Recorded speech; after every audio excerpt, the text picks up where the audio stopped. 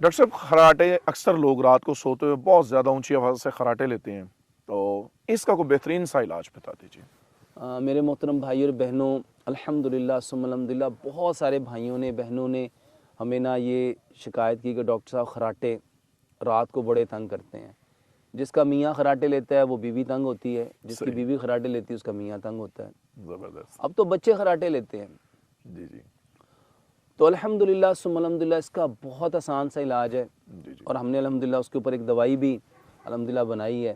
ماشاء اس میں 3 چیزیں ہیں، اللہ۔ جی سر، اس میں کلونجی کا تیل ہے، اس میں زیتون کا تیل ہے، اور اس میں میرے محترم بھائی اور بہنوں ناریل کا تیل ہے۔ یہ کلونجی، زیتون اور ناریل، صحیح، ان تینوں تیلوں کو مکس کر لیں، اور اس کی 2 بوندیں ایک اس ناک میں اور ایک اس نتنے میں، ایک اس نتنے میں گرائیں۔ اگر نہیں گرا سکتے، آپ کے پاس ڈراپر نہیں ہے، آپ روئی لیں، اس میں ڈبوئیں، اس سے لگا لیں۔ اگر روئی بھی نہیں ہے تو انگلی سے تیل لیں اور اس کو اپنے پورے ناک کے اندر اس کو لگا لیں۔ بہترین علاج ہے، اور سنت کے مطابق سونا سیکھیں۔